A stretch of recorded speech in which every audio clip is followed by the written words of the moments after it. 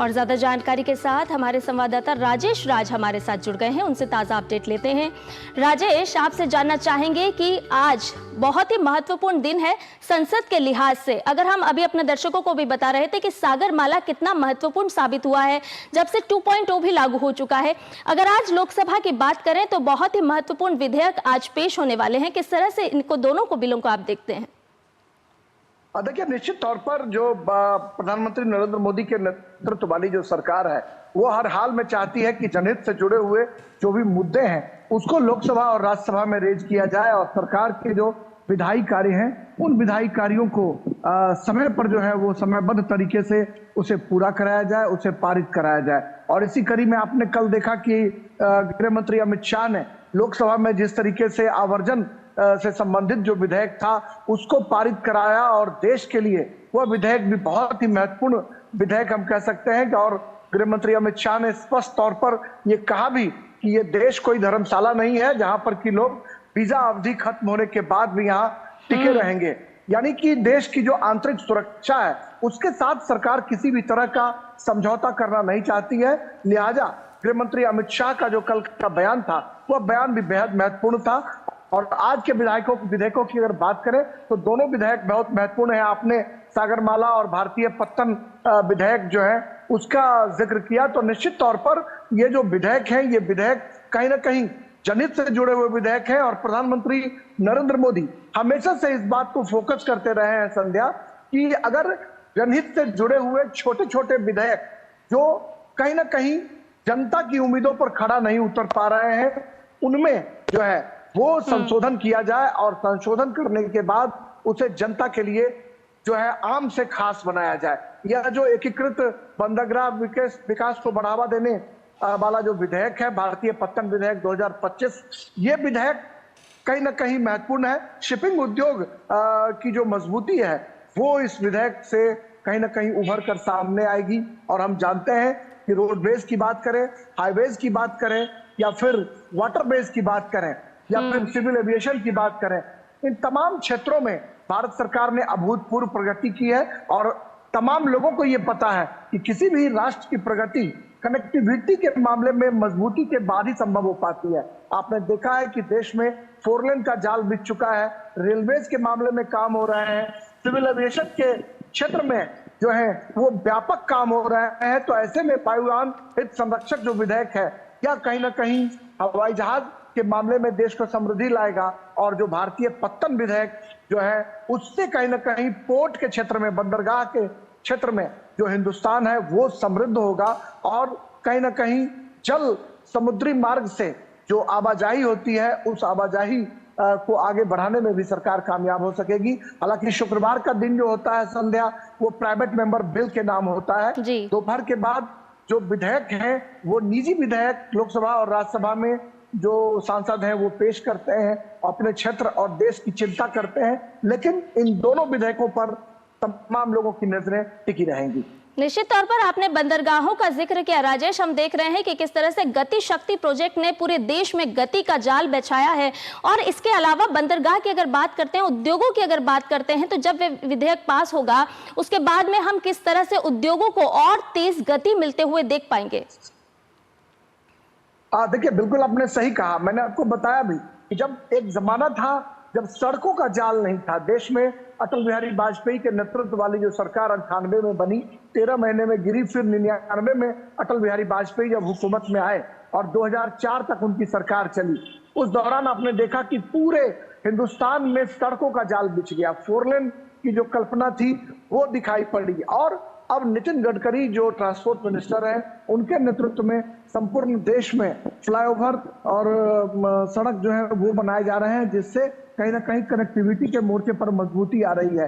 बंदरगाह के विकास को बढ़ावा देने के लिए यह जो विधेयक है ये मील का पत्थर साबित होगा। और कहीं ना कहीं बंदरगाहों से संबंधित जो कानून है उन कानून में कई तरह की बदलाव जो है वो करने का प्रावधान इस विधेयक में किया गया है। अब देखना होगा कि जब इस विधेयक को सर्बानंद सोनोवाल जो शिपिंग मंत्री हैं वो जब लोकसभा में लेकर आएंगे तो इस विधेयक को किस तरीके से क्या क्या इसमें अमेंडमेंट्स हैं, क्या क्या आम जन के लिए फायदे होंगे, या वहां पर डिटेल्स पता चलेगा जब वो इस विधेयक को पेश करेंगे और समुद्री बोर्ड की जो है वो स्थापना की कल्पना भी इस विधेयक से की जा रही है। तो हम कह सकते हैं कि जल थल नभ सभी मामले में हिंदुस्तान को समृद्ध करने के लिए जिस तरीके से काम किए जा रहे हैं उसमें यह जो विधेयक है, यह विधेयक कहीं ना कहीं आने वाले दिनों में मील का पत्थर साबित होगा। निश्चित तौर पर राजेश, यानी कि हम ये भी कह सकते हैं कि हर मोर्चे पर सरकार का फोकस है और इसीलिए रोड कनेक्टिविटी हो, रेल कनेक्टिविटी हो या समुद्री कनेक्टिविटी हो, उस पर सरकार का लगातार फोकस है। आपने प्राइवेट मेंबर बिल का जिक्र किया राजेश, आपसे ये भी जानना चाहेंगे कि आज संसद की कौन कौन सी समितियां अपनी रिपोर्ट टेबल करेंगी?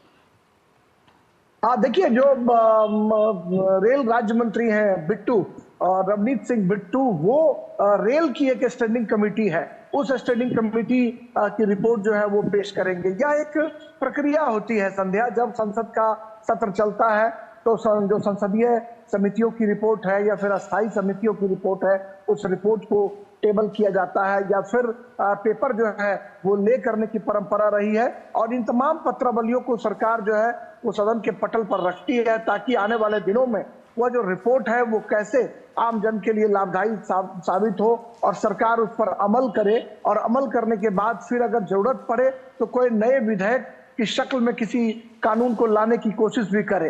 तो ये तमाम जो स्टैंडिंग कमेटी और जो अस्थायी और संसदीय समिति की जो रिपोर्ट्स हैं उनको राज्यसभा और लोकसभा में रखने के बाद इन दोनों विधेयकों पर चर्चा कराने की कोशिश की जाएगी। लेकिन भोजन अवकाश के बाद प्राइवेट मेंबर बिल जो है वो सूचीबद्ध है। अब देखना होगा कि इन बिलों पर चर्चा होती है या फिर प्राइवेट मेंबर बिल। हो सकता है कि इन दोनों बिलों को इंट्रोड्यूस कराने के बाद प्राइवेट मेंबर बिल पर चर्चा हो जाए, क्योंकि प्रधानमंत्री नरेंद्र मोदी का ये खासा फोकस रहा है कि लोकसभा और राज्यसभा में जो निजी विधेयक लेकर सांसद आते हैं उन सांसदों को भरपूर मौका मिलना चाहिए। जो नए सांसद आते हैं उनको इससे सीखने का अवसर मिलता है। प्रधानमंत्री हमेशा भारतीय जनता पार्टी संसदीय बोर्ड की बैठकों में इस बात पर खासा फोकस करते रहे हैं कि सदन के भीतर जो प्राइवेट मेंबर बिल है उनको पेश किया जाना चाहिए, ताकि पुराने सदस्य अगर कोई बिल पेश करते हैं तो नए सदस्यों को समझने सुनने का मौका मिलता है। तो ऐसे में देखना होगा कि इन दोनों विधेयकों पर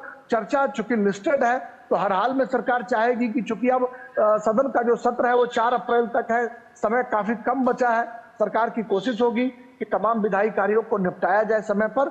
लेकिन जिन विधेयकों का आपने जिक्र किया है उन विधेयकों पर चर्चा होती है या फिर प्राइवेट मेंबर बिल को भी आखिरी वक्त में कुछ सदस्यों को मौका मिलता है, यह देखने वाली बात होगी। बहरहाल इन दोनों बिल को पास कराने के बाद भी प्राइवेट मेंबर बिल पर चर्चा कराई जा सकती है, ऐसी संभावना जो है वो जताई जा सकती है। राजेश, प्रोडक्टिविटी के लिहाज से अगर हम देखें तो हम देखते हैं कि लोकसभा अध्यक्ष का लगातार फोकस होता है कि सदन की कार्रवाई जो है, अहम विधेयक जो है, प्रश्नकाल जो है, शून्यकाल है, वो लगातार चलते रहना चाहिए। लेकिन हम देखते हैं कि कई बार विपक्ष के हंगामे के बीच संसदीय कार्रवाई बाधित होती है। लेकिन इस बार हम देख रहे हैं कि लगातार प्रोडक्टिविटी जो है वो सदन की जो बैठकें हैं उसके दौरान दिखती हुई नजर आ रही है। देखिए, बिल्कुल आपने मौजूद सवाल पूछा है संध्या। मैंने 5 साल तक मनमोहन सिंह की जो यूपीए 2 की सरकार थी उसको भी संसद में कवर किया और लगभग 10 से 11 वर्षों से प्रधानमंत्री मोदी के नेतृत्व में जो सरकार चल रही है उसको भी मैं कवर कर रहा हूं। मैंने देखा है कि लगातार सदन के भीतर जो है वो हंगामे का दौर जो है वो चलता रहा है।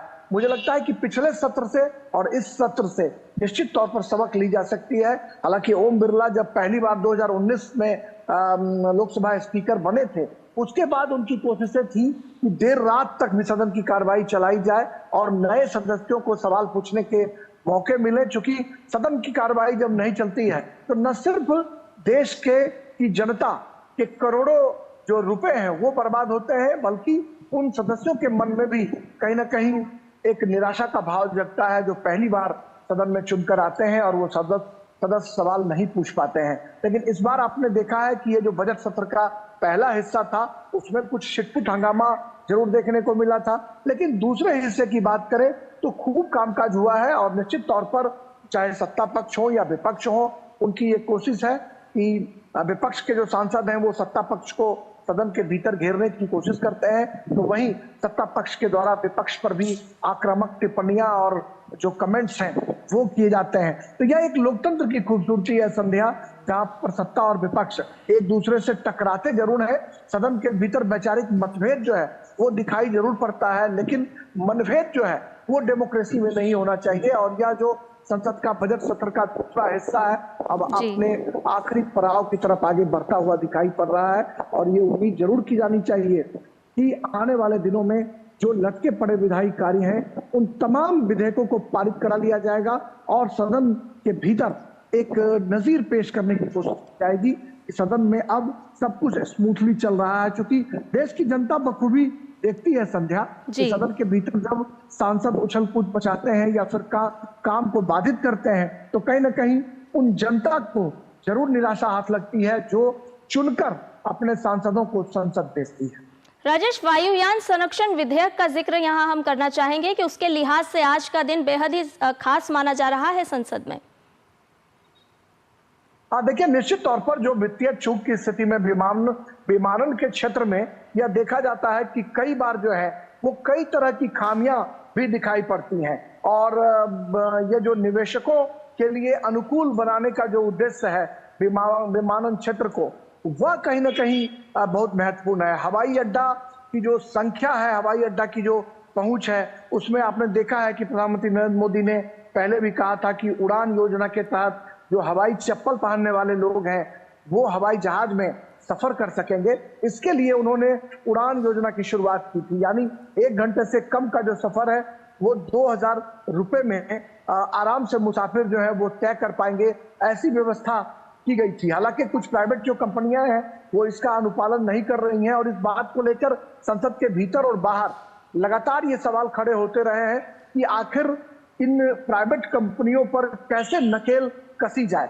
हवाई अड्डा की संख्या बढ़ाने की जो बात है उस पर भी लगातार बात होती रही है कि हवाई अड्डा की संख्या बढ़ाई जाए और ताकि कनेक्टिविटी के मोर्चे पर जो एयर कनेक्टिविटी है उस मोर्चे पर हिंदुस्तान को समृद्ध किया जाए। तो वायुयान वस्तुओं में हित से संरक्षण जो विधेयक है या एयरलाइंस की लागत को कम करने का जो अनुमान है वो कहीं ना कहीं करने में ये विधेयक कामयाब हो सकता है। और इस बात को लेकर लगातार सवाल खड़े होते रहे हैं संध्या कि एयरलाइंस कंपनियां जो है वो समय के हिसाब से अपने जो उनके किराए हैं उसमें कई बार भरपूर बढ़ोतरी कर देती हैं, जिसकी वजह से आप देखेंगे कि जो 1 घंटे 1.5 घंटे की जो उड़ान है उसके टिकट्स कई बार 27,000, 25,000, 26,000 दिखाई पड़ते हैं। और इसके लेकर सांसद जो है वो निश्चित तौर पर सत्ता पक्ष को घेरने की कोशिश करते हैं कि जो देश की आम जनता के लिए प्रधानमंत्री मोदी का जो सपना है उस सपना को साकार करने के लिए कहीं ना कहीं ये जरूरी है कि देश की आम जनता हवाई जहाज में ट्रेवल करे। और इसके लिए यह जो जनता से जुड़े हुए जो संरक्षण विधेयक हैं ये आने वाले दिनों में अगर पारित होते हैं तो ये जनता की उम्मीदों पर खरा उतरेंगे। निश्चित तौर पर वायुयान से लेकर के समुद्री मार्ग तक आज का दिन बेहद ही खास रहने वाला है। लोकसभा में देखना होगा कि विधेयक कब कानून का रूप लेंगे और किस तरह से अब जनता को लाभ मिलता हुआ, उद्योगों को लाभ मिलता हुआ नजर आएगा। बहुत बहुत शुक्रिया राजेश, तमाम जानकारी हमसे साझा करने के लिए।